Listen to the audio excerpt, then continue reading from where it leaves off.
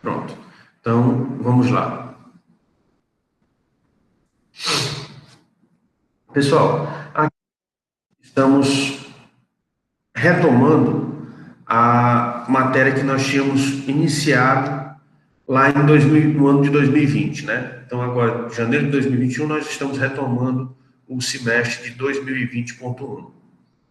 E quando nós iniciávamos lá o semestre, nós dissemos que era importante para você entender o direito tributário que você também entendesse o direito financeiro. E aí, quando eu falo em direito financeiro, eu falo na Lei 4.320. O que é a Lei 4.320? A Lei 4.320 é a legislação brasileira que regulamenta a contabilidade na área pública. Ou seja, ela estabelece quais são todos os parâmetros, quais são todos os procedimentos, quais são as exigências contábeis para a área pública. Tá certo? Mas você não se assuste, por quê? Porque essa Lei 4.320, vocês estudam no curso de Administração Pública da Unilab, exatamente lá em orçamento público.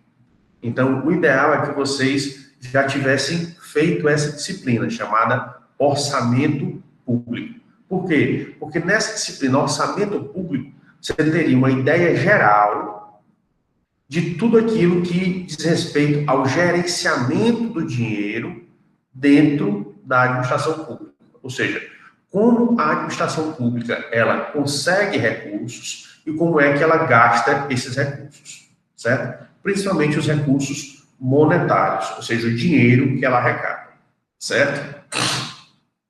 E aí o que acontece? Quando nós analisamos o direito tributário, nós vamos analisar exatamente uma parte desse todo que é o direito financeiro. Qual é a parte que nós vamos analisar? É exatamente a parte da tributação. E aí o que acontece? Quando vocês viram lá a Lei 4.320, ou quando vocês viram orçamento público, vocês viram que no orçamento público na verdade, você entender quais são as suas receitas e fazer previsões das suas receitas para você saber com o que você pode gastar. Ou seja, quais podem ser as suas despesas e os limites que você pode despender, ou seja, que você pode gastar em cada uma delas. Nas receitas, quando vocês viram lá em orçamento público, vocês viram que existem receitas originárias e receitas derivadas.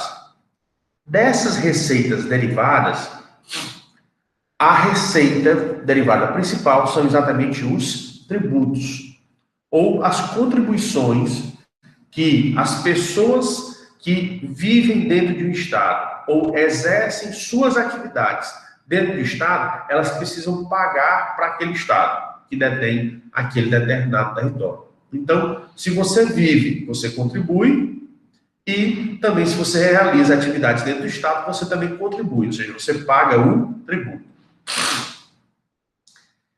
Claro que as pessoas que vivem, quem ganha mais, paga mais tributo. Quem ganha menos, paga menos tributo. Ou pelo menos deveria ser essa a correlação.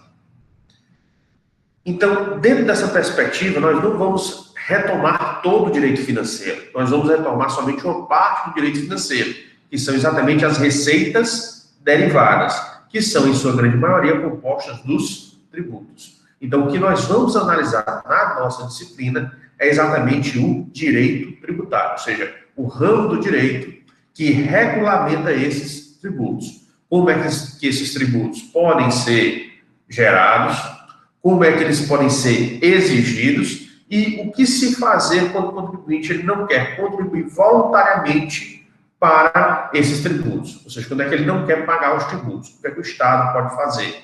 Os processos, os andamentos, os procedimentos que precisam ser feitos em relação a isso. Então, nós vamos ter uma visão geral, ou uma noção geral de toda essa atividade tributária. Visto isso, então, nós temos que fazer aqui um estudo onde nós vamos partir de determinados entendimentos para depois nós entendermos a tributação. Então, a gente vai compartimentar as ideias ou as matérias, os conceitos que nós precisamos para entender o direito tributário, tá certo? Então, primeiro de tudo, a gente tem que entender que o Estado, ele realiza atividade financeira, né? E aí você pode se perguntar, professor, mas o Estado, ele não é responsável por gerenciar a comunidade, por ajudar as pessoas a se desenvolverem, dar opções, dar condições para que todas aquelas pessoas que estejam no Estado, elas tenham condições de se desenvolver? Corretíssimo. Vocês estão certíssimos. Mas qual é o problema? O problema é, para o Estado ele fazer qualquer coisa, e para você fazer qualquer coisa, você precisa de dinheiro. Então, é uma realidade não só para nós indivíduos, que precisamos obter dinheiro para que a gente consiga satisfazer as nossas necessidades, como também as pessoas jurídicas, as empresas também precisam de dinheiro e, consequentemente, o Estado, como uma pessoa jurídica especial, ele também precisa de dinheiro. Então, o Estado tem uma atividade financeira? Tem, porque ele vai ter que arrecadar dinheiro e vai ter que fazer gastos com a finalidade de executar os serviços ao qual ele foi gerado, ou para o qual ele foi gerado. Certo? Então, para você conseguir executar o serviço de saúde, de educação, de segurança, de transporte, obrigatoriamente o Estado ele tem que despender dinheiro, ou seja, ele tem que gastar dinheiro para isso. Então, ele antes tem que ter arrecadado esse dinheiro, porque ele só pode, teoricamente, ele só pode gastar aquilo que efetivamente ele arrecadou, ou seja, aquilo que ele tem em caixa. Ele não poderia gastar mais daquilo que ele possui. E aí, o que é que acontece? As fontes de arrecadação, como vocês viram lá em orçamento público, que para nós do direito é chamado direito financeiro, são as receitas públicas originárias e as receitas públicas derivadas. Receita pública originária é quando a receita ela vem da exploração de uma atividade econômica. Exemplo, para que vocês rememorem, não? Ou tenham uma ideia do que seria uma receita pública originária. Todos nós sabemos que a Caixa Econômica Federal, ou hoje chama de Caixa, ela é uma empresa pública, né? Onde o seu principal acionista é exatamente o governo federal, certo? Então, o que acontece? A Caixa, como um banco, como uma instituição financeira, ela vai explorar essa atividade econômica, que é exatamente as atividades. Na exploração dessa atividade econômica, ela vai alcançar dinheiro, ou seja, ela vai obter dinheiro. Mas esse dinheiro que ela recebe não é porque ela está retirando dinheiro das pessoas. Ela vai alcançar esse dinheiro porque ela está fazendo a exploração de uma atividade econômica. Ela decorre da atividade econômica dela e não de outra situação. Por isso que essa receita é chamada de uma receita originária, porque do seu patrimônio ela gera mais riqueza. Ela gera riqueza oriunda do seu patrimônio. Então, por isso, não é o nosso foco. Por quê? Porque como ela vai explorar a atividade econômica, aí o regime que incide sobre a obtenção desses recursos é um regime de direito privado. Nós vamos nos importar exatamente na exploração do patrimônio do particular, ou seja, onde o Estado retira dinheiro dos particulares. Ele retira dinheiro do cidadão e das pessoas que realizam alguma atividade dentro do Estado. Professor, como assim? Nós temos multinacionais aqui no Brasil. Então, essas multinacionais, quando elas adquirem o seu lucro, elas vão pegar o seu lucro e gastar no próprio Brasil ou vão fazer uma remessa do lucro para o seu país de origem da multinacional? Geralmente eles fazem essa remessa para o país de origem. Então, o que acontece? Teve lucro, mas não ficou no país. Por isso que os países, eles exigem o pagamento de tributos de todas as atividades que são feitas dentro do seu território. mesmo que as empresas elas não tenham a sua matriz dentro do seu território. Então, por isso que eu disse que essa receita pública derivada, ela é uma exploração do patrimônio do particular, seja esse particular pessoa física ou jurídica. E essa pessoa física ou jurídica, ela pode estar domiciliada no Brasil ou pode estar domiciliada fora. Mas, se realizar a atividade, ele também paga o tributo. Tá certo? Por quê? Porque a receita pública derivada, ela é oriunda do poder de império do Estado, onde o Estado ele exige de todos a contribuição para a manutenção da máquina pública. Ou seja, se você desfrutar ou não da máquina pública, você tem que pagar aquela determinada tributação. E aí, essa imposição que é feita pelo Estado, através do seu poder de império, é regulamentada, ou seja, está disciplinada, ou seja, o seu regramento, ele é baseado no direito público e não no direito privado, certo? Quais são as receitas que são oriundas dessa mentalidade ou desse procedimento? São exatamente os tributos e as multas. Aqui eu queria fazer um esclarecimento para vocês, tá certo? Quando a gente fala muito no direito tributário, as pessoas ligam o direito tributário e tudo no direito tributário quer falar de impostos. Não é. O imposto, ele é um tipo de tributo. Ele não é o único tributo existente, certo? Então, o imposto é uma espécie de tributo. Então, o tributo é gênero e o imposto é uma espécie. Então, por isso que a gente não pode resumir a tributo a imposto. Então, quando você estiver se referindo a todas as verbas que você alcança através das contribuições das pessoas residentes no país ou que realizam atividades no país, você deve chamar de tributo. Imposto é só quando você estiver tratando da espécie ou de procedimentos específicos dessa exatamente o tributo. Não confundam mais tributo com imposto. Um leigo pode confundir tributo e imposto, mas uma pessoa que estudou direito tributário, ele não pode mais confundir tributo e imposto. Tributo é gênero e imposto é uma das suas espécies. Entendido isso daqui, pessoal? Essa primeira distinção?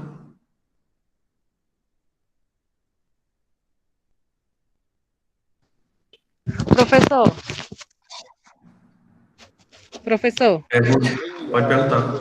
eu queria saber se o senhor teria como explicar novamente essa diferença de tributos e imposto, dando um exemplo.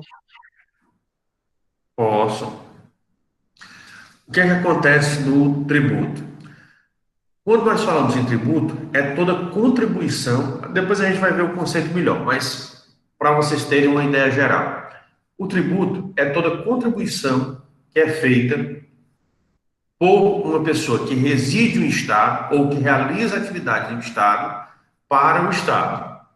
Ou seja, é um dinheiro que o Estado ele cobra de qualquer pessoa. Seja porque ele reside, seja porque ele realizou alguma atividade dentro do Estado. Então, quando você vende uma mercadoria, você tem que pagar o imposto, que é chamado de ICMS, Imposto sobre Circulação de Mercadorias, Bens e Serviços. Mas aí é um imposto. Ah, mas você também tem que pagar PIS/COFINS, que são contribuições. E aí tem uma diferenciação. O imposto é uma coisa, a contribuição é outra. Por quê? O imposto é uma contribuição genérica. Você contribui, o dinheiro entra nos cofres do Estado, mas o Estado ele pode gastar com o que ele quiser. Quando o mesmo Estado ele recolhe o PIS/COFINS, ele é uma contribuição. E aí a contribuição ela está vinculada a uma determinada atividade. E aí, nesse caso, quando entra esse dinheiro, ele não vai para a conta geral, ela vai para uma conta específica, porque ela só pode ser gasta com uma determinada atividade específica. Tem uma contribuição que se fala muito, mas ela ainda não foi cobrada, nem no Brasil, nem no Ceará, que é chamada contribuição de melhoria. Ou seja, o Estado ele faz algumas obras e essas obras elas podem trazer valorização a determinadas propriedades particulares. Então, todo mundo que teve um acréscimo do valor da sua propriedade oriundo de obras, ele poderia pagar uma contribuição de melhoria. Aí essa contribuição de melhoria, ela vai ser adquirida não para o Estado fazer outras obras, mas para ele ressarcir aquela obra que foi feita e gerou a valorização para aquele particular. Então você vê que o imposto, o dinheiro, quando ele entra na conta do Estado, ele pode ser gasto com qualquer coisa. Já quando o imposto ele entra na conta, aliás, quando a contribuição de melhoria ela entra na conta do Estado, ela só pode ser gasta naquela obra. Ela não pode ser gasta com outra coisa. Ah, mas o dinheiro está lá dando sopa, né, na linguagem coloquial, e aí o governo está precisando pagar uma conta e ele vai lá e paga a conta. Isso daí é irregularidade. Essa irregularidade ela pode ser crime de responsabilidade, que pode gerar impeachment e a pessoa ainda pode ser presa. O gestor que gastou indevidamente. Então, por isso que você vai ter a diferença dos tributos exatamente naquilo que você pode fazer e como que você pode gastar com cada um deles. Um exemplo muito comum, que vocês dizem muito. Todo mundo, no início do ano, a gente tem que pagar IPVA. O que é o IPVA? É Imposto sobre Propriedade de Veículos Automotores. E aí você diz, eu pago IPVA é para as estradas estarem perfeitas. Engano seu. O IPVA, o que foi que eu disse para vocês? Ele é um imposto. Como imposto, ele só vai ser gasto com estrada? Não. Ele vai ser gasto com qualquer coisa. A mesma forma o IPTU. Eu paguei meu IPTU, mas as ruas estão ruins. Você não pode exigir que aquele IPTU que você pagou, ele é para ser gasto na manutenção da sua rua. Porque, como eu falei para vocês, o imposto, toda a arrecadação oriunda de impostos, ele entra na conta geral. O imposto que você pagou, o seu IPVA, o dinheiro que você paga o seu IPVA, ele pode ser gasto na construção de escola, na reforma de hospitais, ele pode ser gasto com incentivos para implementação de empresas dentro do Estado. Então, ele pode ser gasto com qualquer coisa. Tá certo? Então, quando você diz, eu pago, isso daqui eu vejo muito no jornal, né? Eu pago o imposto, o IPVA e não vejo as estradas melhorando. Mas a obrigação da estrada melhorar é outra coisa. Não é porque ela está vinculada ao IPVA, certo? É porque o Estado tem que prestar um serviço de qualidade, tem que ser um serviço eficiente. Então, as estradas que o Estado tem que dar, a educação que tem que ter, a saúde que tem que ter, é porque é uma obrigação do Estado. Não é porque tem um imposto que seria para aquilo dali. Por quê? Porque nenhum imposto tem um gasto vinculado. Ou seja, quando você paga o imposto, você não sabe onde é que ele vai ser gasto. Você...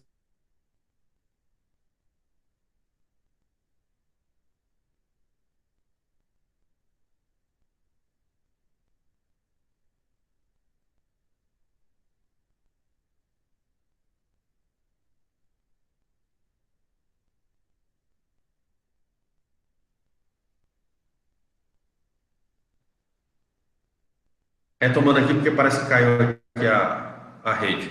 Então, na sua conta de energia, vem lá que você gastou tanto de energia, você tem tanto de imposto e tem tanto de contribuição de iluminação pública.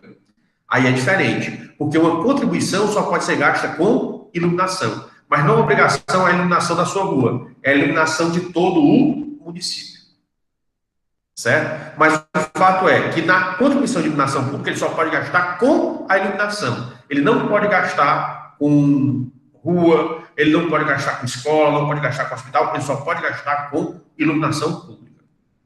Ou troca de luzes, ou compra de postes para colocar mais postes, instalação de postes, enfim, ele só pode gastar com iluminação pública. Você entendeu? Quem foi que perguntou?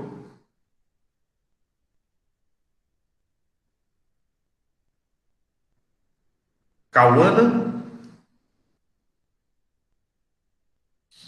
Quem perguntou foi a Cauana ou foi a Najara?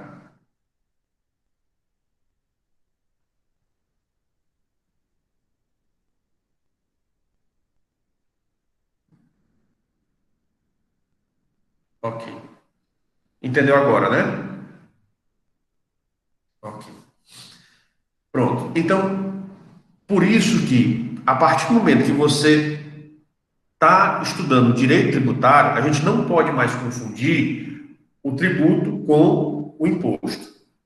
Tributo é gênero e imposto é espécie. Por quê? Porque tributo, você tem várias espécies de tributos. A gente vai ver mais na frente que nós temos várias teorias sobre tributos. Então, tem países que acham que só tem 2 tipos de tributos, ou 2 espécies. Tem países que acham que são 3, outros que são 4, outros que são 5.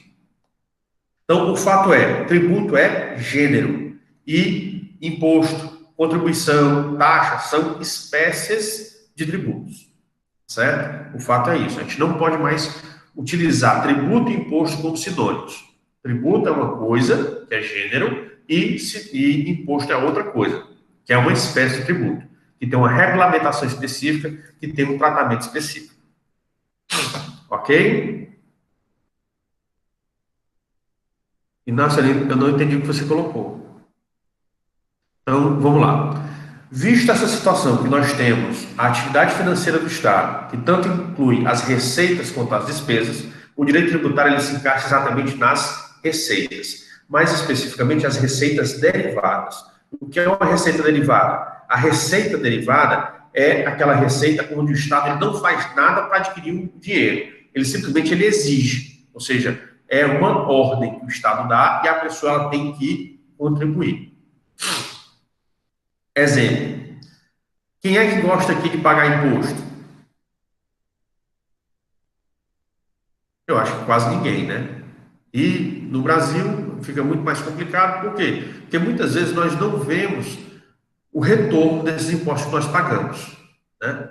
Infelizmente tem alguns serviços públicos que são de péssima qualidade, então a gente acaba pagando 2 vezes. Então quem pode ter um plano particular, acaba tendo um plano particular de saúde, porque não acredita no plano, no serviço público de saúde. Então acaba pagando um plano para você ter melhores condições de saúde, ou do tratamento da sua saúde. Então, por isso que nós temos essa dificuldade. Então, o imposto, ele só é pago porque ele é obrigatório, ou seja, o Estado obriga todos a contribuir, querendo ou não, ou seja, o Estado não quer saber da vontade das pessoas, ele obriga todos a contribuir, querendo ou não. Então, por isso que a gente tem que analisar esse direito tributário, porque nem sempre o Estado ele vai cobrar de maneira correta, né? Ou vai cobrar devidamente. Então, por isso que a gente tem que saber o que é que ele pode nos exigir e em que termos, ou em que parâmetros, em que limites ele pode nos exigir, certo? E aí o que é que acontece? A gente começa a ter uma visão sobre o direito tributário, e o direito tributário é um tema muito difícil, né? Por quê? Sempre um tema muito espinhoso, um tema muito complicado é quando você envolve dinheiro. As pessoas até admitem gastar dinheiro, mas elas têm que ver o proveito delas. Você gastar para você colocar num fundo geral, você não sabe com o que vai ser gasto, nem todo mundo concorda. Então, por isso que é difícil o contribuinte ele pagar, porque nem sempre ele vê aquele pagamento que ele faz dando bons resultados para ele mesmo, ou seja, tendo um retorno para ele. E você vê que tem muitos governantes que não administram de maneira correta, né? Que gastam dinheiro devidamente. A gente tem uma noção que no Brasil tem um alto grau de corrupção, ou seja, pessoas se aproveitando desse dinheiro. Então, por isso que as pessoas, pelo menos aqui no Brasil, elas não têm tanto a ideia de que realmente ele está contribuindo para a comunidade. O sentimento que você tem é muitas vezes que você está pagando um dinheiro forçado para o Estado se aproveitar do seu dinheiro, né? Ou de pessoas que participam do Estado se aproveitam do seu dinheiro. Então, esse é um pensamento muito complicado, que faz com que as pessoas, o que elas puderem fazer para não pagar imposto, para não pagar tributos, elas vão fazer. E esse sentimento de revolta ou de não concordância com esse status quo, com essas exigências, elas vêm desde o nosso descobrimento, né? Porque se você perceber, a Revolução Francesa, ela tinha o que mudou a idade, que fez a transição, que foi o grande marco de transição da idade moderna para a idade contemporânea, ela foi baseada em tributação também, em tributos. A Inconfidência Mineira aqui no Brasil, ela foi baseada em tributos, que que era o famoso quinto, né? E na Inconfidência Mineira, eles se revoltaram contra o quinto, porque acharam que o quinto era uma tributação muito excessiva, e o quinto é o quê? É 20%. Vocês sabiam que hoje o brasileiro, ele paga, com exceção das classes mais altas, mas na classe média e a classe mais baixa, eles pagam cerca de quase 50% daquilo que eles ganham de imposto? Ou seja, se a gente retornasse para o quinto, era muito melhor, né? Porque a gente só pagava 20%. Hoje em dia a gente está pagando 38%, 40%, tem faixa que paga até 47%. Então é muito complicado. Infelizmente o brasileiro ele não tem noção da carga de imposto que ele paga. Por isso que ele fica muito omisso. Por isso que ele não exige do governo as situações. Quando a maioria dos brasileiros se conscientizarem, eles vão exigir mais dos governantes deles. Mas enquanto não ocorrer essa consciência ou essa conscientização, vai continuar sendo difícil. Tá certo?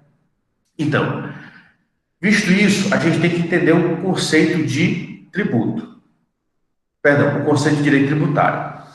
E aí a gente vai. Primeiro, conceito de direito, a gente já tem, né? Onde o direito seria um conjunto de regras de conduta, seriam coativas, ou seja, que ameaçam a utilização da coação, e por isso que as pessoas respeitam as normas ou as regras do Estado. Por quê? Porque tem aquela ameaça de coação. Você sabe que se você não fizer por bem, você vai fazer por mal. Por quê? Porque o Estado tem que utilizar força contra você para mandar que você realize uma determinada atividade. Então, o direito tributário é o conjunto de normas, sejam normas regra ou normas princípios, que correspondem direta e indiretamente à instituição, ou seja, você criar um tributo, a arrecadação, você cobrar esse tributo, e a fiscalização, você saber se a pessoa pagou e se pagou de maneira correta, ou seja, pagou o valor devido. Por quê? Porque tem algumas pessoas que pagam a menos, né? Então, por isso você fiscaliza, tanto para saber se as pessoas pagaram, como se elas pagaram o valor correto. Porque algumas pessoas, elas pagam o tributo, mas em vez de pagar o valor correto, eles pagam o valor a menor, né? E essa relação do direito tributário, a relação que surge é uma relação entre o fisco, que é o Estado, e o contribuinte. Tá certo? Que a gente chama de relação tributária.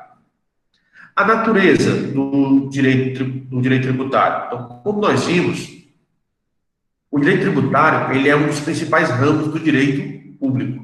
Por quê? Porque é através do direito tributário que o Estado ele alcança a maior parte do dinheiro que ele arrecada, vem exatamente do pagamento de tributos. E por que é importante eu saber que o direito tributário ele está dentro do direito público? Porque eu começo a perceber várias peculiaridades do direito tributário. Que peculiaridades são essas? São exatamente dois princípios que a gente já viu em disciplinas anteriores. O primeiro deles, no direito tributário, entre o direito privado e o direito público, prevalece o direito público, ou o interesse público. O que quer dizer isso? No pagamento de tributo, uma empresa, essa determinada empresa aqui, o dono está querendo pagar menos imposto, mas o Estado ele estabeleceu um percentual de 20%. O dono está querendo pagar só 15% para ele poder fazer os investimentos. Ele pode fazer isso? Não. Porque entre o interesse privado e o interesse público, o interesse do Estado, representado pelo Estado, prevalece o interesse público. Aqui vocês podem lembrar, a gente colocou esse exemplo, que é exatamente o exemplo da desapropriação lá do direito administrativo, né? Então, a pessoa pode não querer vender, mas a venda, ou seja, a expropriação vai acontecer de qualquer maneira. Por quê? Porque o Estado prevalece sobre o interesse do particular. E o segundo princípio é a indisponibilidade do interesse público. O que é essa indisponibilidade? O governante, ele pode decidir não aplicar a lei? Não. Por quê? Se a lei está posta, ela tem obrigatoriamente que ser aplicada. Então, por isso, o governante pode perdoar a dívida? E ele perdoar a dívida de alguns e não de outros? Não pode. Então, se ocorrer um perdão de dívidas, são para pessoas que se encaixarem em uma determinada situação. Ele não pode perdoar a dívida de A, B ou C. Se ele fizer perdão de dívidas, esse perdão de dívidas tem que passar pela pelo Poder Legislativo, e aí o Poder Legislativo ele vai fixar uma situação e todo mundo que se encaixar nessa situação vai ter o perdão da dívida. Isso que quer dizer a indisponibilidade do interesse público. Então, você sabe que a partir do momento que o direito tributário ele é um ramo do direito público, ele vai ter um tratamento diferenciado, certo? E o que vai importar mais é o que diz a lei e não aquilo que os particulares ou as pessoas pensam ou acham, tá certo? Isso aqui decorre dele ser um dos principais ramos do direito público, ok? Outras coisas importantes a respeito do direito tributário.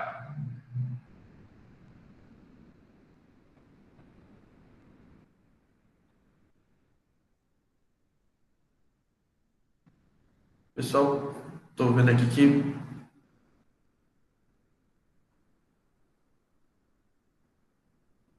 eu acho que travou aqui, só um instante.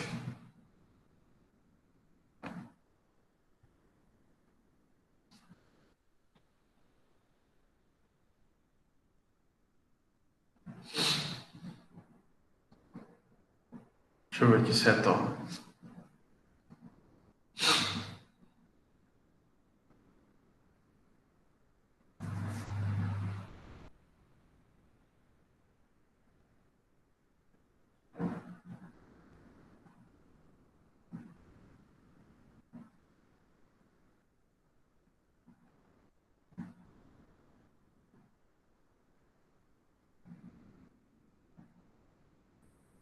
Pronto. Então, vista essa situação da natureza do direito tributário, o próximo ponto que nós temos que analisar do direito tributário é exatamente a sua autonomia. O que quer dizer isso? O direito tributário ele é um ramo do direito autônomo. Quer dizer que o direito tributário ele vai ter princípios próprios, ele vai ter procedimentos e processos próprios, ele vai ter estruturas próprias, ele vai ter todo um tratamento específico que é dispensável somente a ele. Por isso que ele tem que se diferenciar dos demais ramos do direito, para que você entenda melhor. Então, o que seria essa autonomia do direito tributário? É um conjunto de regras e de princípios jurídicos que são específicos dele, que são aplicados para ele e não para os outros. Alguns podem até coincidir, mas todos não coincidem. E eles são aplicáveis só para o direito tributário. Aquilo que requer um tratamento, uma visão específica do direito. Ou seja, nem todo pensamento do direito tributário é igual ao pensamento de outros ramos do direito. Ele tem um pensamento diferenciado. É isso que dá autonomia ao ramo do direito. Você dizer que ele vai ser diferenciado. É porque ele tem pensamentos diferentes, ele tem regras diferentes, ele tem procedimentos diferentes dos demais. Por isso que ele se tornou um ramo específico. Por isso que ele saiu do todo e se tornou uma particularidade. Agora ele tem um ramo em comum que ele continua a ser ciência do direito. Ele continua a estar inserido dentro do direito, mas ele tem as suas especificidades. Por isso que ele se transforma em um ramo do direito. Tá certo?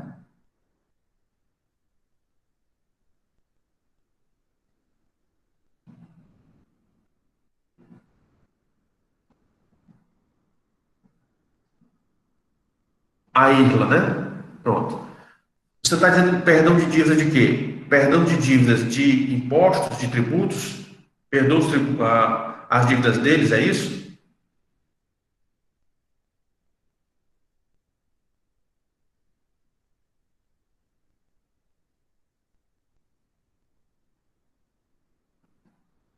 Certo. Então, vamos lá. O perdão de dívidas de bancos. Você está dizendo que o banco tem uma dívida para com o Estado ou é o banco perdoa as dívidas dos particulares? Queria só entender isso em relação aos bancos. De quem é a dívida? Do banco para com o Estado. Primeiro, os bancos com o Estado, geralmente eles não têm dívidas, tá certo? Então, o banco, ele não tem dívida. Por que o banco não tem dívida? Porque quando você diz que o banco ele teve lucro, o Estado ele pode, em cima desses lucros bilionários dos bancos, eles podem fazer as cobranças. Então, o banco ele paga. Por isso que o banco ele paga essas dívidas. Não tem como, tá certo? Agora, o que que acontece? Ah, mas como é que os bancos eles têm situações que eles ganham dinheiro do Estado? O banco ele ganha dinheiro do Estado da seguinte maneira: quando você tem as crises financeiras, qual é a primeira preocupação do Estado? É a manutenção da economia. Como é que a economia gira? Com o consumo. Consumo de bens, realização de obras, que adquire material de construção, as pessoas vão adquirir imóveis ou vão reformar seus imóveis. Então, a economia vai girando, as diversas atividades elas têm que continuar acontecendo. Se está tendo crise financeira, o poder aquisitivo aumenta ou diminui? Diminui. Então, para as pessoas, como o poder aquisitivo diminuiu, a pessoa vai ter que conseguir dinheiro em algum canto. Ela geralmente vai procurar onde? No banco. E o que é que os bancos fazem? Eles deixam de emprestar. Por quê? Fica mais difícil emprestar. Então, o que é que o governo faz? Ele empresta o dinheiro do banco para o banco emprestar para as pessoas. É exatamente aí onde os bancos eles se aproveitam, certo? É dessa situação. Porque geralmente os bancos pegam esse dinheiro e não obrigatoriamente eles emprestam para todo mundo. O que aconteceu agora no ano passado, 2020. Quando veio a pandemia, as empresas tiveram que fechar, os governadores e os prefeitos mandaram fechar as empresas. O que foi que aconteceu? Teve muita empresa que quebrou. Aí o governo diz, eu vou abrir uma linha de crédito, eu vou injetar dinheiro nos bancos para os bancos injetarem linha de crédito. Aí o banco vai, ele abre a linha de crédito, mas ele não entrega dinheiro para todo mundo. Que seria fundo perdido para o Estado, mas ele não quer ter fundo perdido, ele não quer ter prejuízo nenhum delas. Então ele pega o dinheiro do Estado e só paga a quem ele quer. Depois ele devolve o dinheiro para o Estado. Então é esse problema aí nas crises financeiras, é que você tem essas dívidas de banco. E aí o que é que acontece? Os bancos, eles têm um poder muito grande, porque eles têm um poder econômico. Quanto esses caras faturam?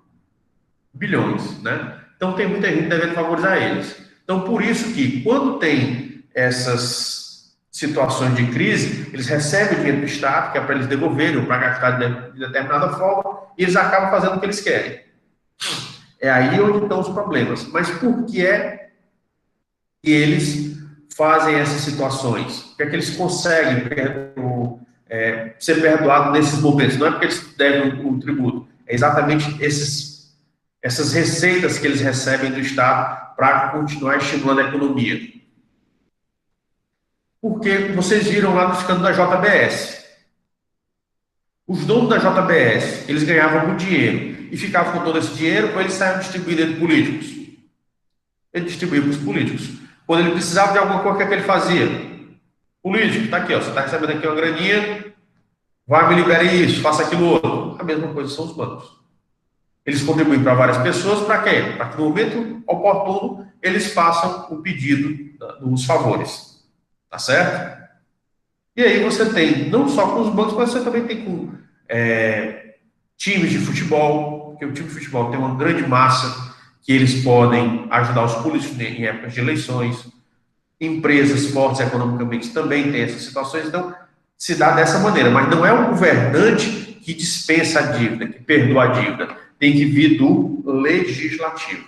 Então, o perdão de dívida vem do legislativo, e aí o perdão de dívida não vem para pessoas A, B ou C.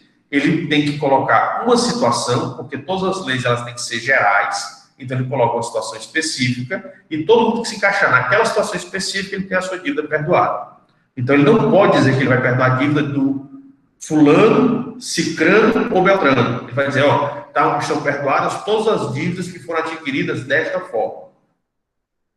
E aí ele coloca a formatação de acordo com aquelas pessoas que ele pretende beneficiar. Mas não só as pessoas que ele pretende beneficiar vão ser beneficiadas. Outras também podem ser. Tá certo? Eu espero aí ter esclarecido aí essa situação que vocês perguntaram. Bem, vista essa autonomia, nós vamos entrar na relação do direito tributário com outros ramos do direito. Né? Qual é a relação que o direito tributário tem com outros ramos do direito? Se você perceber, nós já temos uma relação direta, né, que eu já falei para vocês. O direito financeiro, ele regulamenta toda a atividade financeira do Estado. Ou seja, tanto a arrecadação quanto a despesa. Ele faz as duas coisas.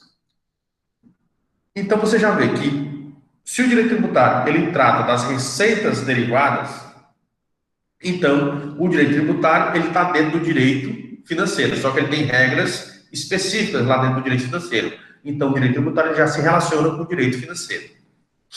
Se o direito tributário ele adquire dinheiro, como é que se gasta esse dinheiro? Geralmente,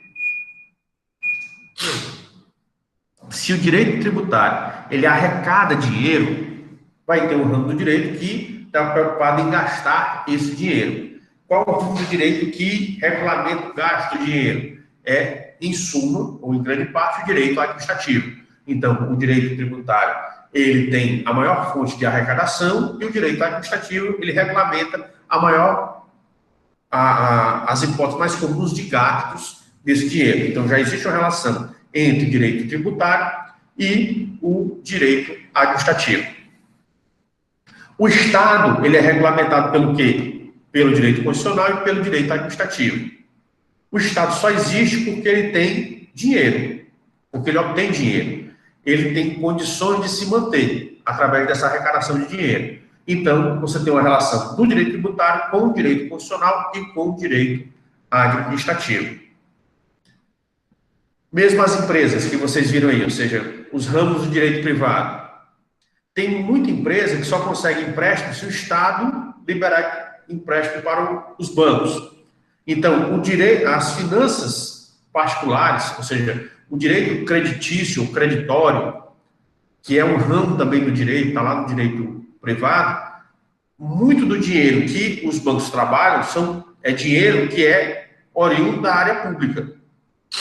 Logo, como a maior parte do dinheiro da área pública é oriundo dos tributos, então você tem essa interação entre o direito tributário e o direito privado. E aí vai. Você vai analisar que, ao final, você vai ter várias situações em que o direito tributário ele acaba interferindo em outras áreas do direito, ou se relacionando com outras áreas do direito, certo? Onde, hoje em dia, um dos principais ramos do direito do Estado, dos principais ramos de direito que integram o Estado é exatamente o direito tributário. Porque a maior parte do financiamento das atividades do Estado são oriundas exatamente do direito tributário. Ok? Vocês conseguiram entender aí?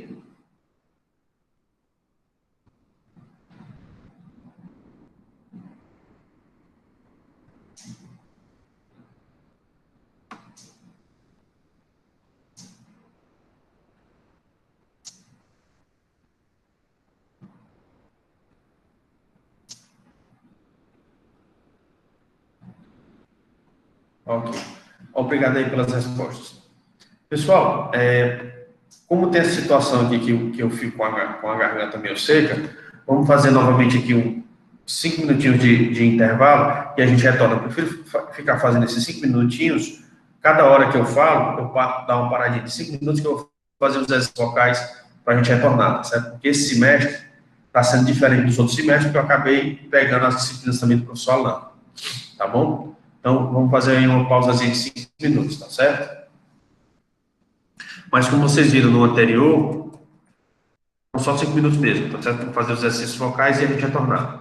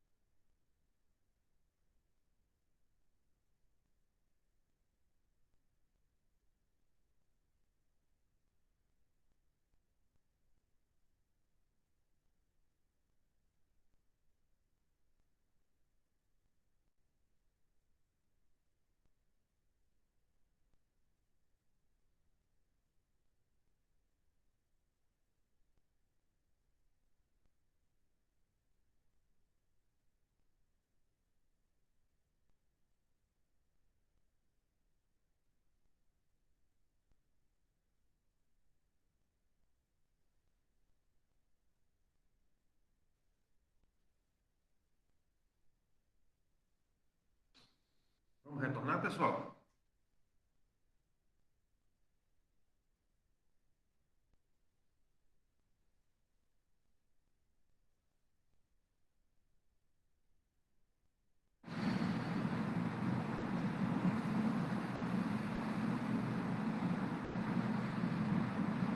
Então,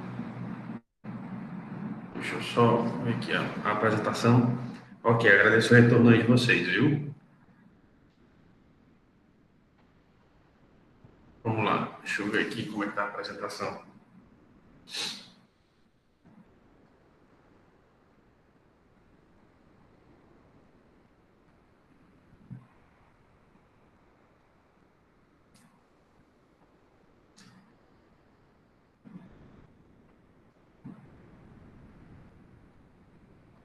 Vocês estão vendo a apresentação?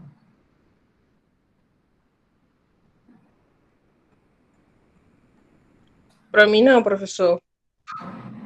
Também não tá aparecendo aqui para mim, não. Deixa eu ver aqui o que é que está acontecendo.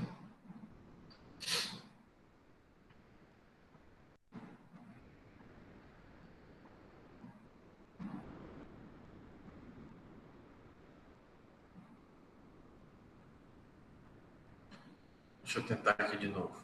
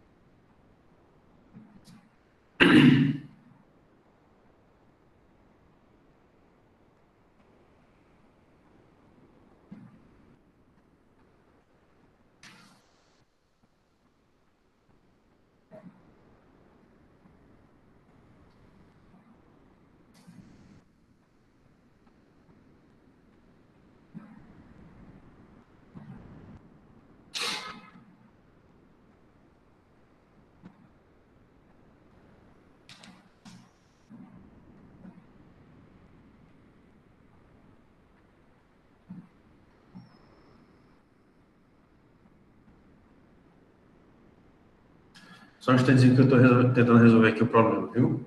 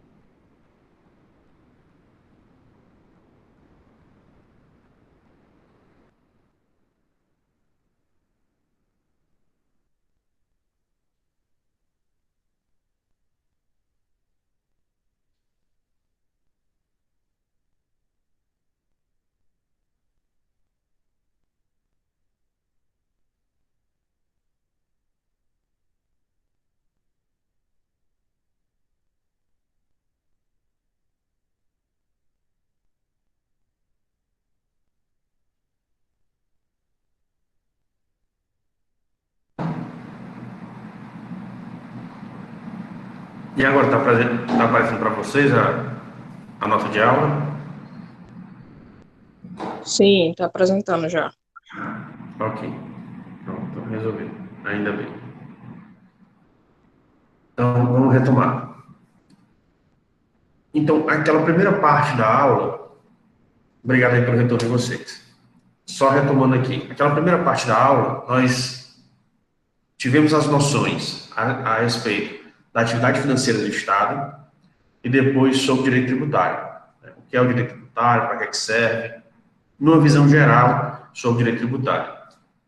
Então, uma vez que nós vimos o direito tributário, nós vamos para o sistema tributário nacional. E você pode se perguntar, qual é a diferença do direito tributário para o sistema tributário nacional? O direito tributário é um ramo do saber do direito, é um ramo do direito, que, como nós vimos, existem princípios específicos, existem procedimentos específicos, existem suas peculiaridades, ou seja, seus regramentos apropriados para o direito tributário. Mas, queiramos ou não, o direito tributário ele é uma teoria. Ou seja, existe toda uma teoria sobre tributação. Essa teoria, quando ela vai ser implementada, ou seja, quando ela vai ser praticada, ela vai ser praticada através de normas. Você vai ter que criar normas para que aquela teoria ela seja aplicada. E vocês lembram que essas teorias, você tem várias teorias sobre os mais diferentes assuntos. Então, para cada assunto, um Estado, como é o caso do Brasil, ele vai ter que escolher qual das teorias ele vai se filiar e implementar dentro da sua legislação. Então, por isso que, de todas as informações possíveis existentes no direito tributário, cada Estado vai fazer suas opções, vai tomar suas decisões e, com isso, fazer suas escolhas de quais teorias do direito tributário ele vai implementar no seu cotidiano, ou seja, ele vai exigir a sua prática para todos os contribuintes, para todas as pessoas que trabalham nessa área do direito tributário.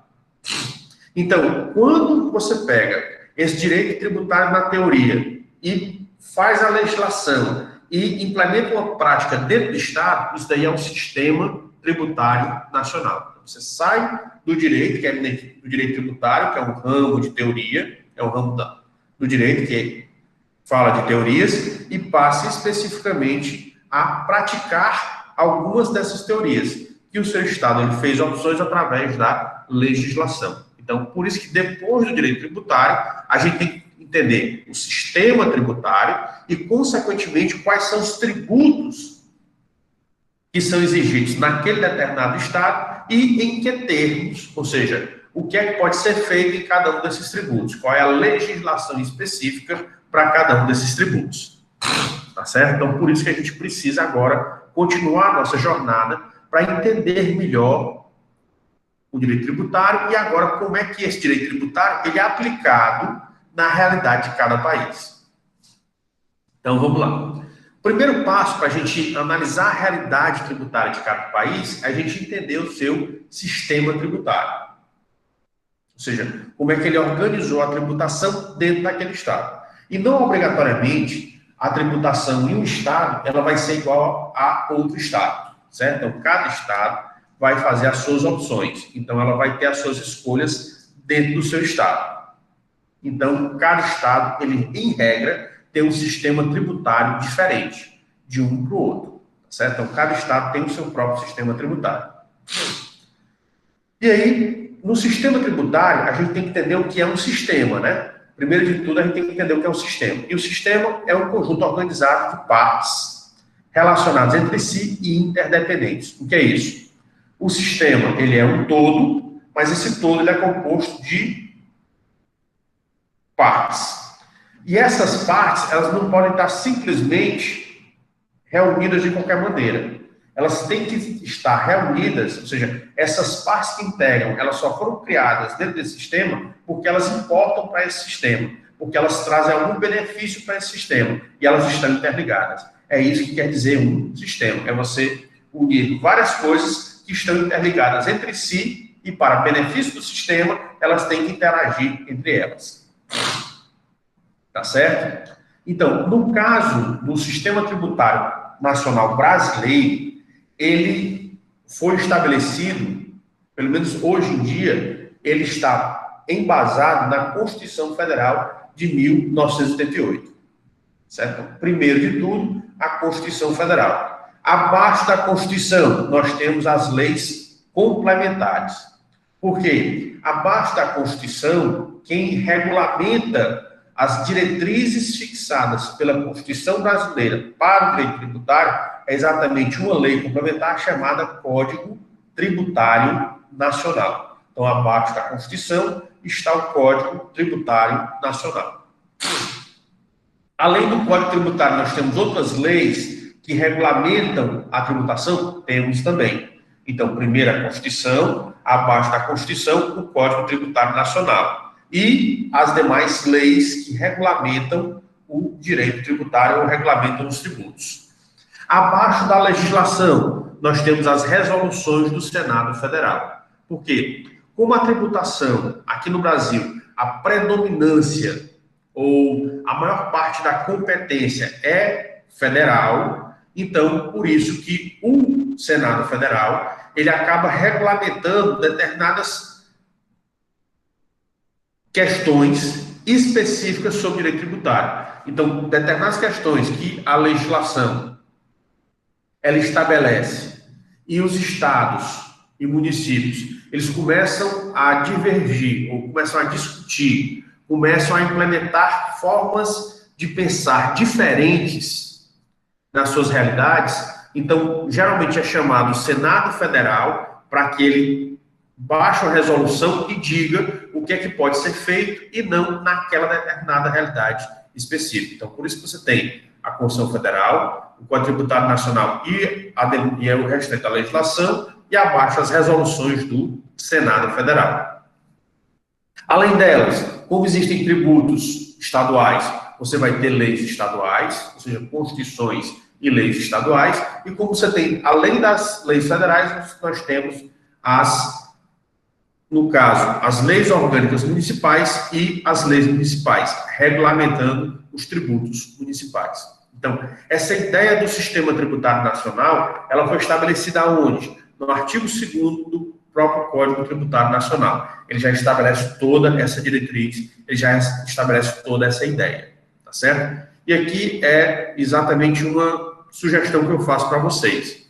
Se for possível, eu pediria que vocês conseguissem o Código Tributário Nacional, para que a gente acompanhasse a disciplina e vocês fossem lendo o Código Tributário Nacional à medida que a nossa disciplina avança, certo?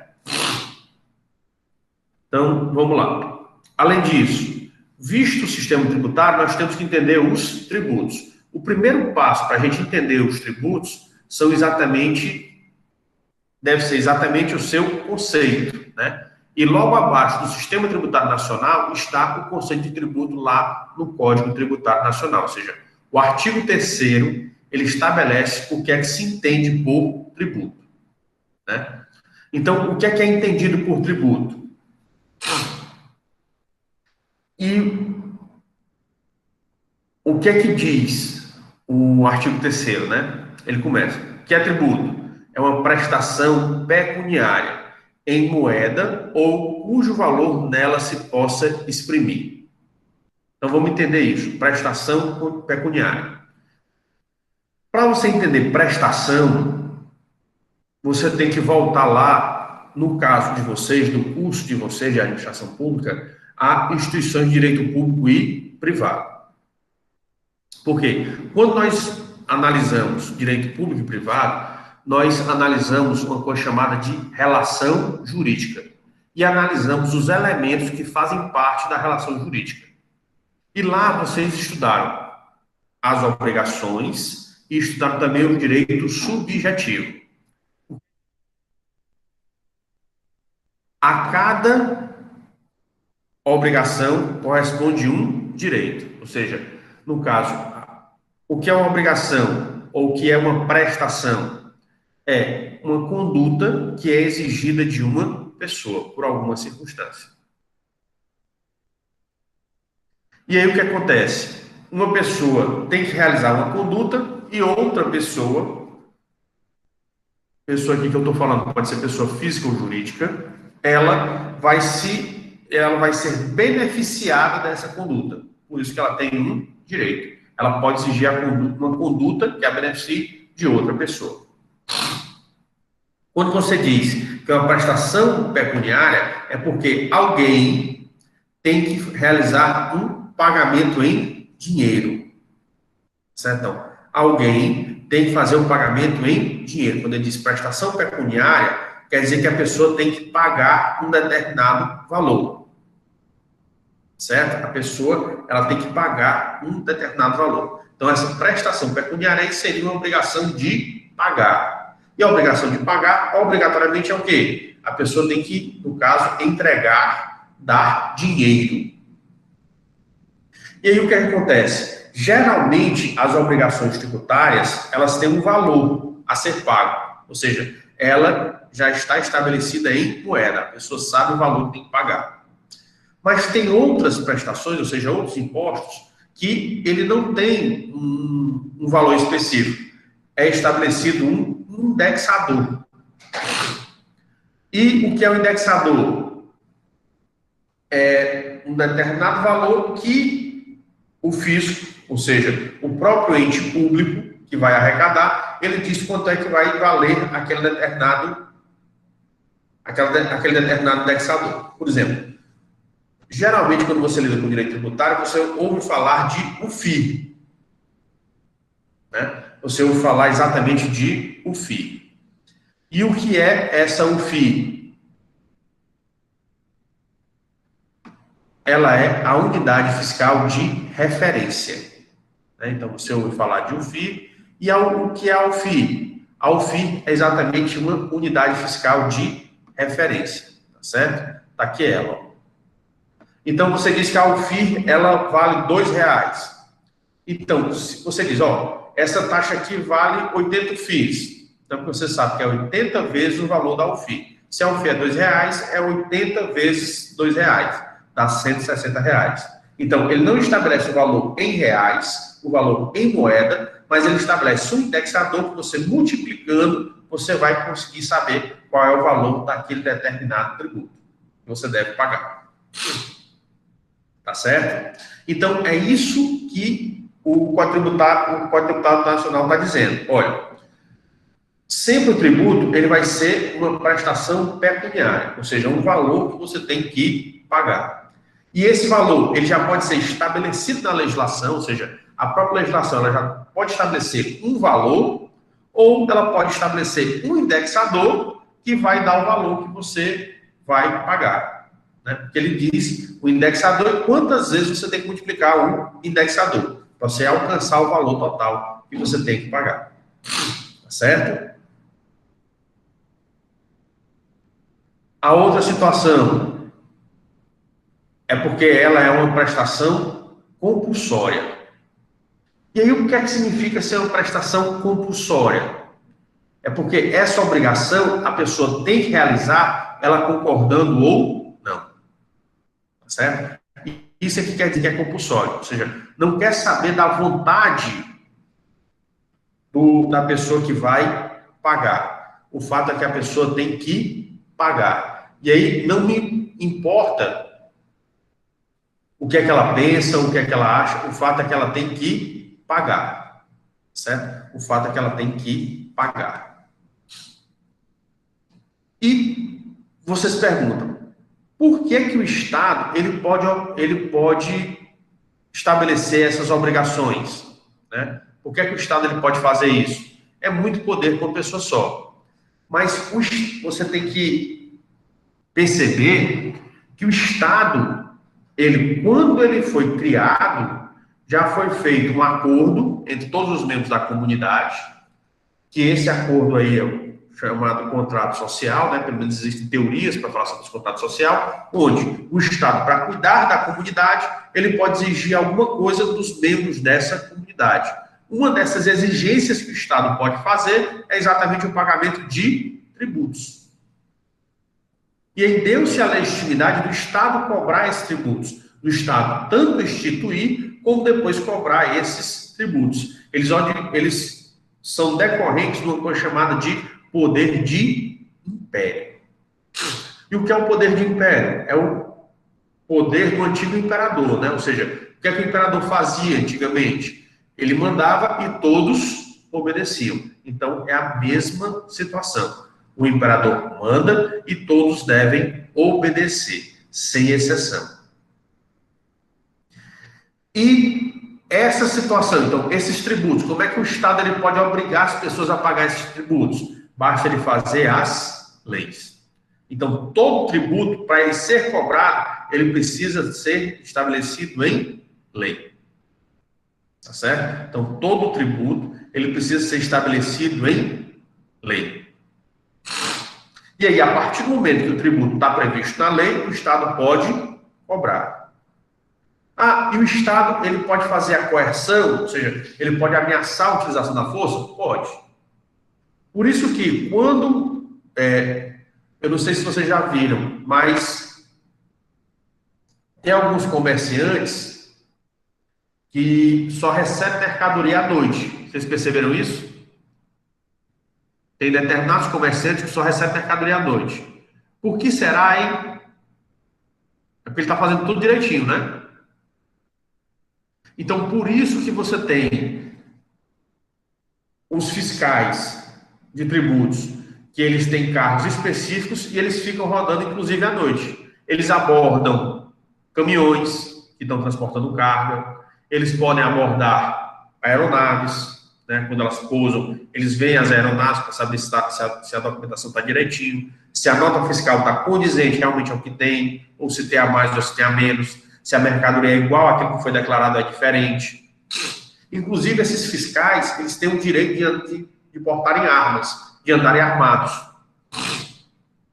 Por quê? Porque se a pessoa ela está recebendo de madrugada a mercadoria, então porque ou a mercadoria não está correta, ou os valores não estão corretos, ou as quantidades não estão corretas. Então, uma pessoa dessa, ela está querendo ser fiscalizada ou não está querendo ser fiscalizada? Ela não está querendo ser fiscalizada. Então, para isso, ele vai fazer de tudo para fugir àquela determinada fiscalização.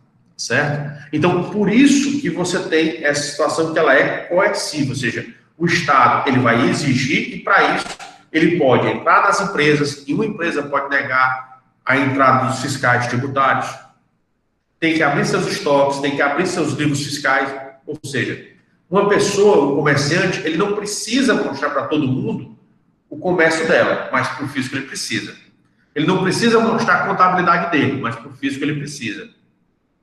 Por quê? Porque o fisco tem essa possibilidade aí, porque ele tem que saber se a pessoa está pagando direito seus tributos ou não. Tá certo? Além disso, o que mais importa aí que a gente saiba sobre o tributo é que essa prestação, ela não constitui sanção por ato ilícito. E aí você se pergunta, professor, como assim não constitui sanção por ato ilícito? Eu explico, tá certo? Então, você, digamos que em 2020 você conseguiu trabalhar e você conseguiu, durante seu trabalho, durante o ano, ganhar 50 mil reais. Durante o ano você conseguiu trabalhar e você ganhou 50 mil reais. Você trabalhou de maneira correta. Digamos que você é um engenheiro e você teve várias obras e aí o salário que você conseguiu dessas obras foi 50 mil reais. Então, o seu trabalho foi correto, as atividades foram corretas, tudo que você fez foi correto. E aí, quando chegou no final do ano, você foi ver quanto foi que você ganhou durante o ano e você ganhou 50 mil reais. Ótimo, excelente. Mas qual é o problema? Quando chegar em 2021, mais especificamente em abril de 2021, você vai ter que pagar uma coisinha chamada de imposto de renda. Ah, professor, mas eu não fiz nada de errado, eu só fiz trabalhar e ganhar dinheiro. Ok, mas isso daí está dentro da previsão do que é o imposto de renda. Então, todas as pessoas que conseguirem rendas acima de, vou arredondar aqui, 30 mil reais, tem que pagar imposto de renda. Se você conseguiu renda no ano passado, 2020, de 50 mil reais, você ultrapassou 30 mil? Ultrapassou. Então, você tem que pagar imposto de renda. Você tendo agindo certo ou errado. Se você conseguiu renda, você tem que pagar o imposto de renda. Então, essa obrigação de pagamento não é porque você fez uma coisa errada. Não. É porque você simplesmente se encaixou numa determinada hipótese prevista na legislação. É diferente de uma multa. Exemplo, você tem um carro. Você vai pagar multa do seu carro? Não, só se você cometer um ato ilícito. Você cometer alguma infração de trânsito. Você estacionar no local errado, ou no local proibido. Você atravessar, você cruzar um cruzamento com um sinal vermelho. Você fizer uma conversão, ou seja, trocar de mudança onde não é permitido, você dobrar à direita onde não se permite que você dobre à direita. Então, isso daí são infrações de trânsito. Para as infrações, para tentar inibir as infrações de trânsito, o que foi que o Código de Trânsito fez? Instituiu as multas. Então, a multa, ela decorre de um ato ilícito. Você fez uma coisa errada e aí está pagando pelo erro que você cometeu. Já no caso do imposto, não. É simplesmente porque você fez uma coisa correta e aí você se encaixou numa determinada hipótese prevista na legislação tributária. Então, você vai pagar imposto de qualquer maneira. Então, por isso que ele diz que não constitui sanção por ato ilícito.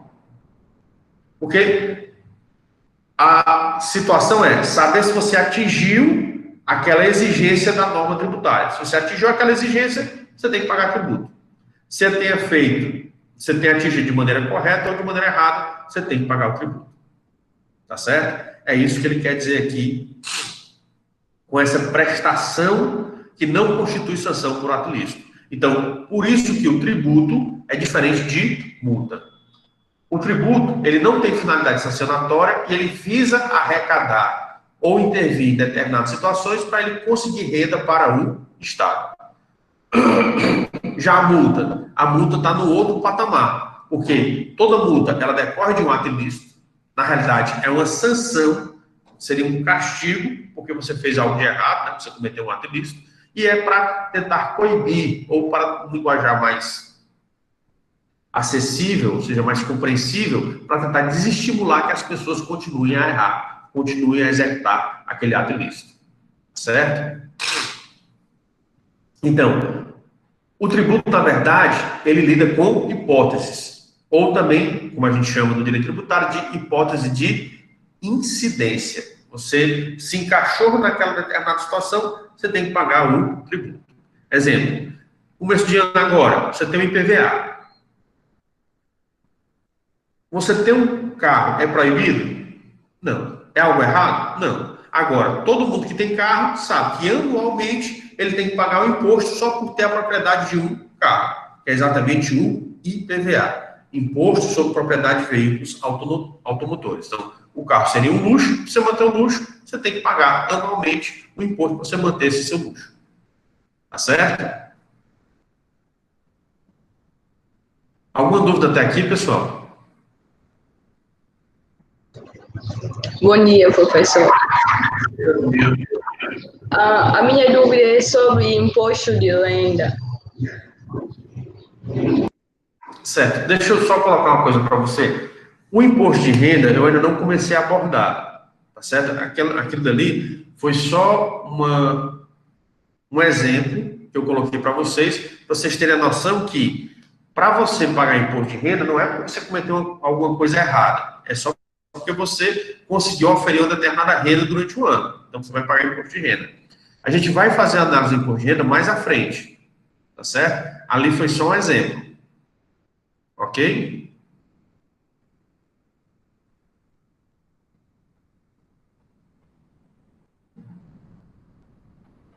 Quem foi que falou? Ok, tá certo. Pronto. Quando chegar lá na parte de imposto de renda, aí você faz a pergunta que você quer, tá bom? Porque eu não vou tratar, porque é uma coisa que nós ainda vamos trabalhar aqui nessa situação, tá certo? Então, vamos lá. O que a gente está agora querendo compreender é exatamente o que é tributo, certo? Então, o nosso foco aqui é entender o que vem a ser um tributo. Então, vamos lá. Nós vimos que o tributo é uma prestação pecuniária, que ela é compulsória e ela não é uma sanção por ato ilícito, né? É simplesmente a pessoa cria a obrigação a partir do momento que ela preenche uma hipótese de incidência. E como eu falei para vocês anteriormente, todo tributo ele decorre de uma lei. Então, você só pode ter tributos se for estabelecidos por lei, certo? Então, todo tributo ele tem que ser estabelecido por lei. E aí, vocês já analisaram esse princípio, só que vocês analisaram esse princípio lá em direito administrativo ou em direito constitucional, exatamente o chamado princípio da legalidade.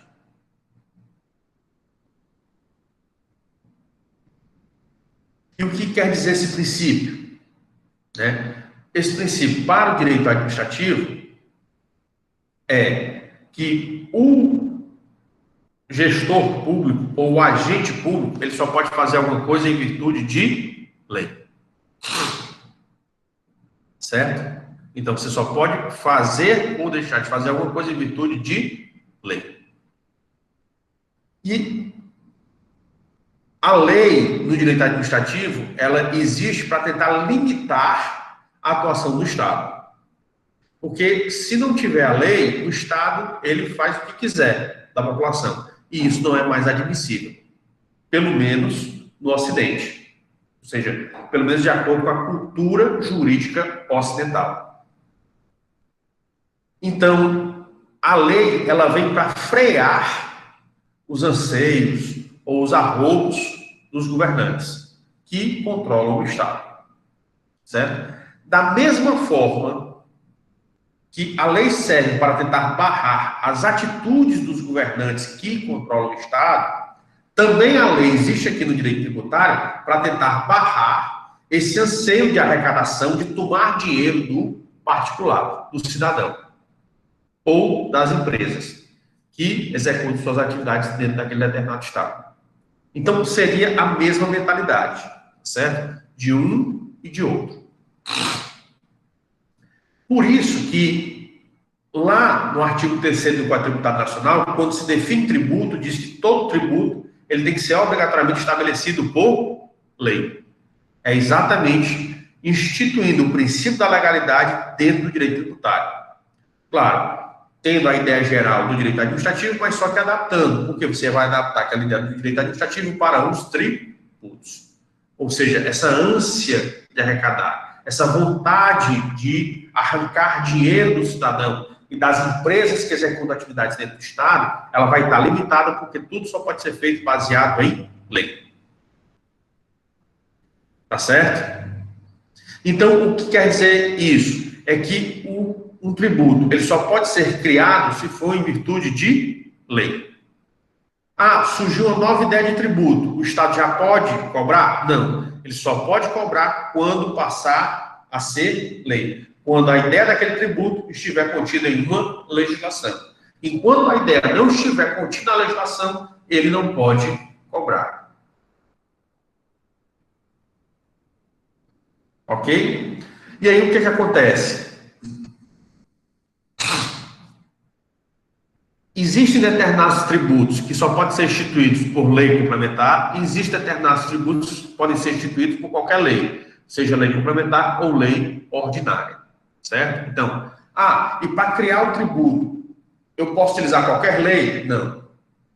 Tem alguns tributos que você só pode instituir por lei complementar, e outros tributos que você só pode instituir, por qualquer lei, seja lei ordinária ou lei complementar. Professor, como é que eu sei quando é que um tributo pode ser instituído por lei complementar e quando é que o tributo pode ser instituído por qualquer lei, seja ela ordinária ou complementar, de acordo com a Constituição? Quem vai dizer como o tributo ele deve surgir é exatamente a Constituição. Todos os tributos que precisam de lei complementar, a Constituição Federal, ela diz textualmente que esse tributo vai precisar de lei complementar. Então, isso daí quer dizer o quê? Que todos os demais tributos, eles vão ser estabelecidos por qualquer lei. Somente aqueles tributos que a própria Constituição, ela diz textualmente que precisa de lei complementar, ele só pode ser instituído por lei complementar. Tá certo? Ok? Tem um probleminha, que aí é uma situação que eu até colocaria para vocês estudarem, para vocês aprofundarem o tema de vocês, que é referente a medidas provisórias, né? Então, eu posso utilizar medida provisória para criar tributo ou para aumentar tributos? É uma situação. eu colocaria que seria uma tarefinha de casa para vocês, né? Então, você pode utilizar medida provisória para aumentar tributos ou para criar tributos? Tá certo? Por quê? Porque no Código Tributário Nacional se fala em lei, não fala em medida provisória. Então fica essa situação. É possível ou não é possível você utilizar, ao invés da lei, uma medida provisória? Para os governantes, ou seja, para os chefes do executivo, o ideal seria que ele pudesse instituir e aumentar com medida provisória. Mas será que é interessante para o cidadão? Não, porque você aumenta a possibilidade do Estado cobrar tributo, né? Tanto o Estado instituir novos tributos, como ele cobrar tributos. Então, por isso, existe já uma discussão jurídica a respeito do assunto e já existem posicionamentos, tanto dos tribunais quanto da doutrina a esse respeito. Então, é uma tarefa de casa aí que eu coloco para vocês. Não é a tarefa específica da frequência, tá certo? Mas seria uma sugestão para vocês aprofundarem o conhecimento de vocês. Certo? Alguma dúvida até aqui?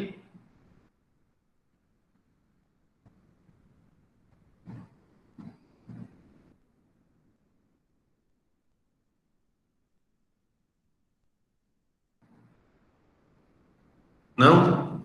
Então, o último ponto que a gente tem sobre o tributo é que o tributo ele é cobrado mediante uma atividade administrativa plenamente vinculada. O que é isso? Assim como a instituição ou o aumento do tributo ele só pode ocorrer através de lei, todo o procedimento de cobrança de tributo ele também tem que acontecer de acordo com a lei. O que quer dizer que aquela atividade administrativa ela é vinculada? É só você lembrar. Então, você dizer que aquela atividade administrativa ela é vinculada e, no caso, a lei, no caso, o Código Tributário Nacional, ele fala plenamente vinculada. O que é que ele quer dizer plenamente? Então, toda atividade ela tem que estar prevista em lei. E tem que acontecer exatamente nos termos que são estabelecidos em lei. Então, todo o procedimento está previsto em lei e só pode ocorrer nos termos daquela legislação. Você não pode tergiversar, ou seja, você não pode fazer de maneira diversa, você não pode fazer de maneira diferente, você tem que fazer tudo de acordo com a lei. E aí o que é que acontece? É aquilo que eu iria colocar para vocês. Vocês têm que lembrar aqui de direito administrativo, ou das lições de direito administrativo. O que foi que você aprendeu em direito administrativo? Quando você estudou atos administrativos, você viu que os atos administrativos eles poderiam ser vinculados ou discricionários. Então, o que é um ato vinculado? É que todas as etapas do ato, todas as atividades que vão ser realizadas naquele ato estão descritas na lei e têm que ser obedecidas, obrigatoriamente. Então, tudo está descrito na lei e tem que ser seguido exatamente como está na lei. Isso é um ato administrativo vinculado. O ato administrativo discricionário. Vocês lembram como é? O discricionário, ele descreve uma parte do ato e outra parte, ele estipula limites em que o agente público, ele pode decidir. O gestor ou o agente público, ele pode fazer uma distinção. Mas essa decisão que ele vai tomar é dentro de limites. Esse é o ato administrativo discricionário, onde uma parte é vinculada e outra parte ela é discricionária, ou seja, ela pode acontecer dentro de limites. Aqui não existe o que o Código Tributário Nacional está falando do tributo é que na atividade tributária, na tributação, não existe espaço para atos discricionários. Só existe espaço para atos vinculados. O que é isso?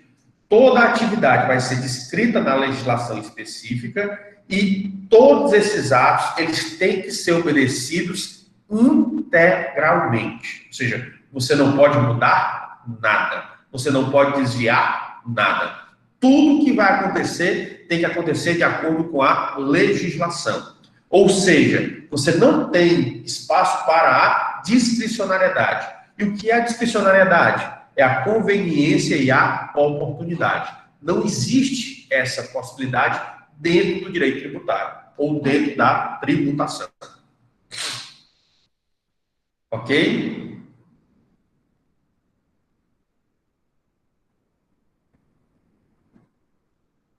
Pessoal, vocês conseguiram entender o que eu acabei de falar aqui para vocês? Vocês têm alguma dúvida? Obrigado, Ela.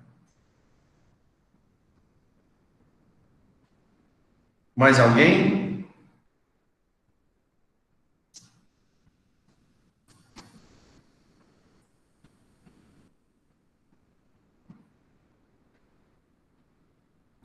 Professor, pode só repetir essa última parte da tributação do ato discricionário, por favor?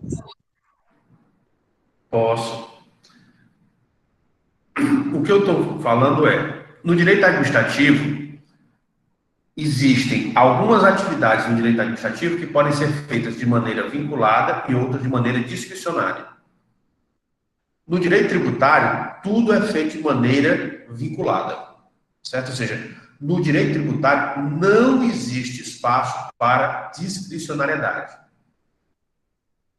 Tudo que tem que acontecer de acordo com a legislação. E todas as atividades que vão acontecer, tem que acontecer de acordo com aquilo que foi descrito na legislação. É isso que o artigo 3º do Código Tributário Nacional está falando, onde toda a atividade administrativa tributária, ela é plenamente vinculada, ou seja, tudo acontece de maneira vinculada, não existe espaço para a discricionariedade.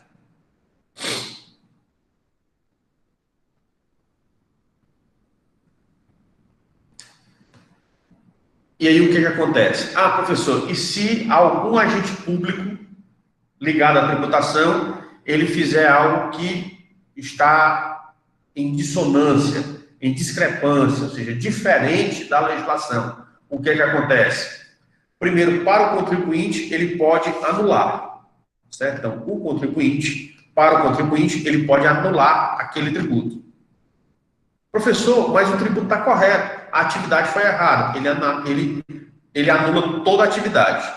E aí, se não tiver mais tempo de cobrar, ele não vai ser mais cobrado, tá certo? E para o agente público, ou o gestor, ou o agente responsável por executar aquela atividade, ele pode ser sancionado. Ele pode responder administrativamente, porque isso daí é um ilícito administrativo, ele descumpriu uma legislação específica.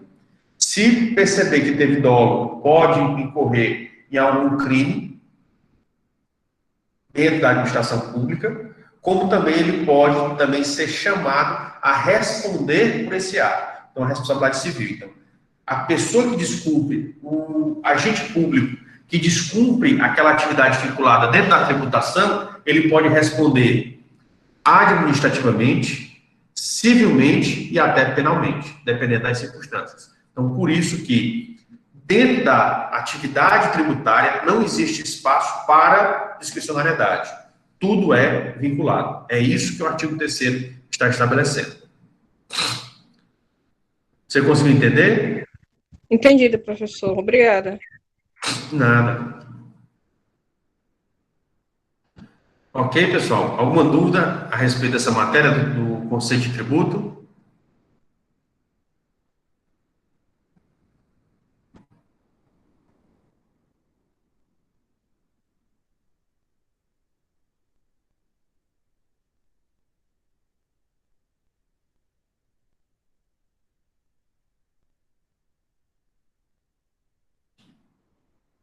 Bem, o último tópico que eu estava planejando para hoje é exatamente a gente começar aqui a tratar dos tributos em espécie, certo?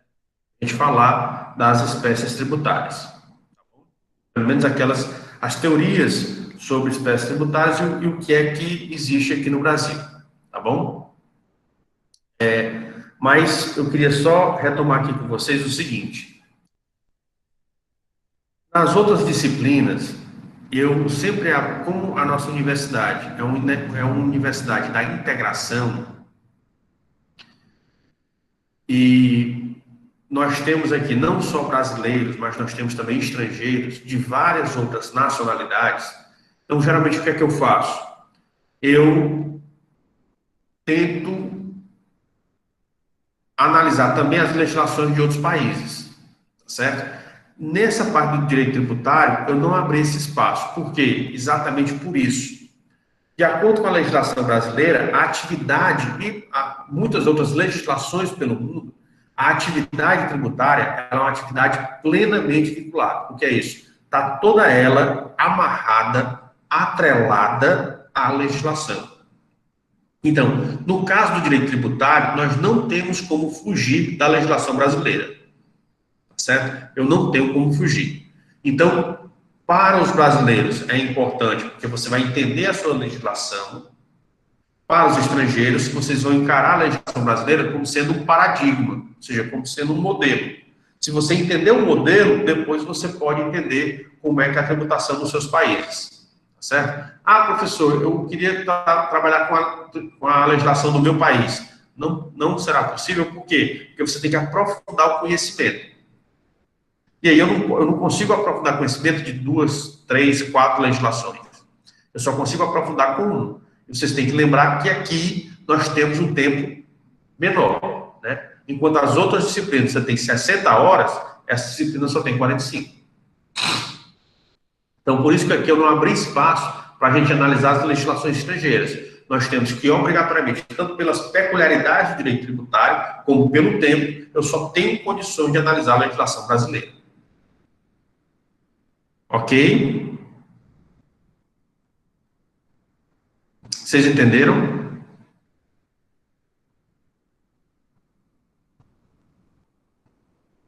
Obrigado, Lizinho.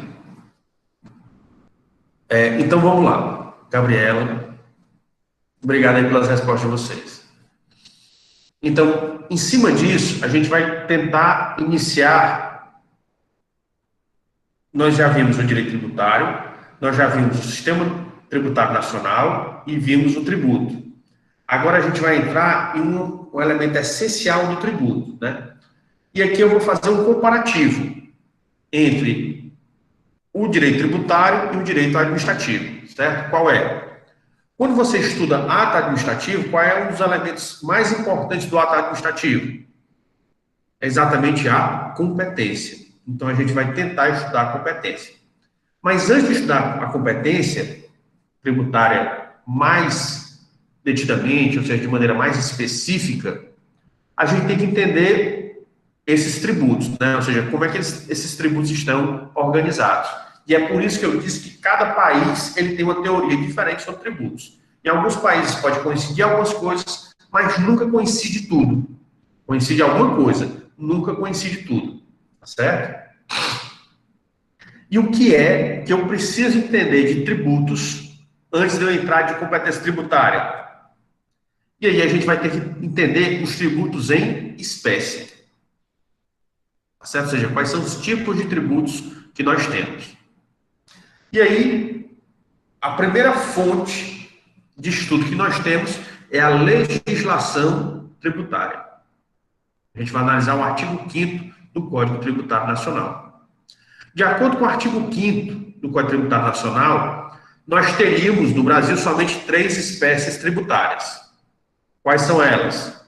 Impostos, taxas e contribuições de melhoria. Então, de acordo com o artigo 5º do Código Tributário Nacional, nós teríamos somente 3 espécies tributárias: impostos, taxas e contribuições de melhoria. Essa teoria é uma teoria chamada tripartite. Por quê? Porque elas têm 3 partes. Ela prevê 3 tributos.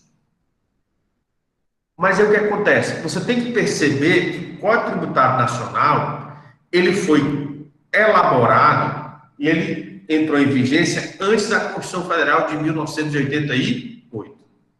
E quem é que manda mais? É o Código Tributário Nacional ou a Constituição? É exatamente a Constituição. Então, quando veio a Constituição, o Código Tributário Nacional é da década de 70, né? Quando veio a Constituição em 1978, ou seja, no final da década de 80, a Constituição brasileira, ela trouxe mais mais duas espécies de tributos, tá certo? Então, nós já tínhamos 3, impostos, taxas e contribuições de melhorias, e a Constituição de 88, ela trouxe mais 2 espécies tributárias, ou seja, a Constituição, além de confirmar as 3 que já eram previstas no artigo 5º do Código Tributário Nacional, ela incluiu mais 2, que são exatamente os empréstimos compulsórios e as contribuições sociais, ou também chamadas de contribuições especiais.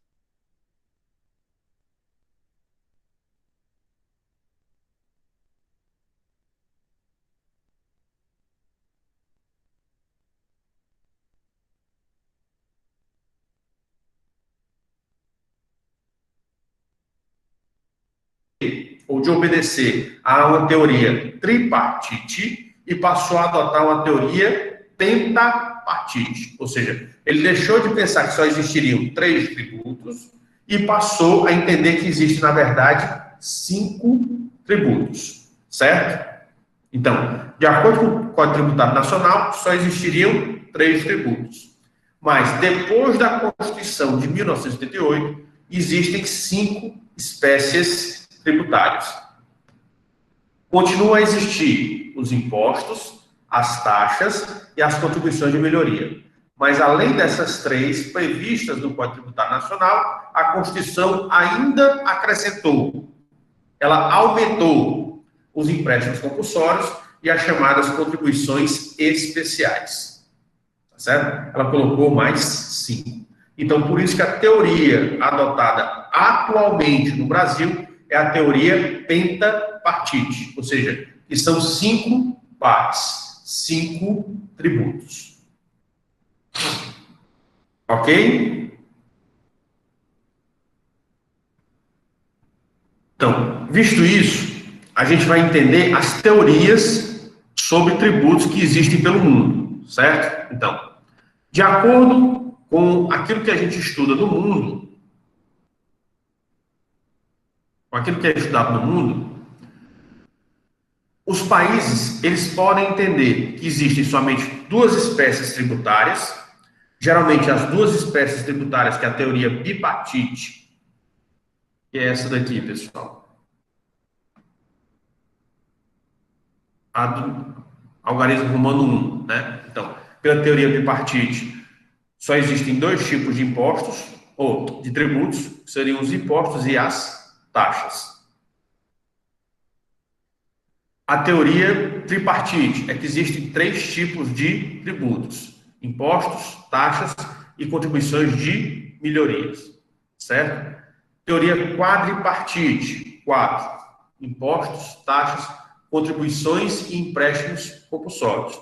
E a teoria brasileira, que é pentapartite, ou seja, 5 partes ou 5 tributos.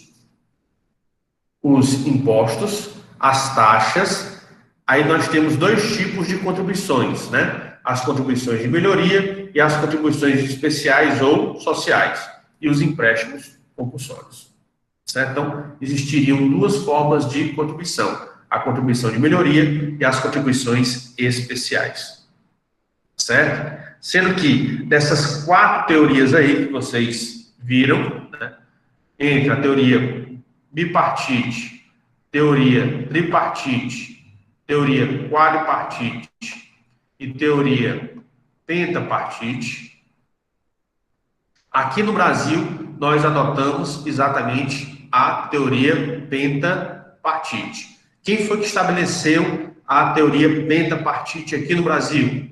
Foi exatamente a Constituição Federal de 1988. Né? Por quê? Porque até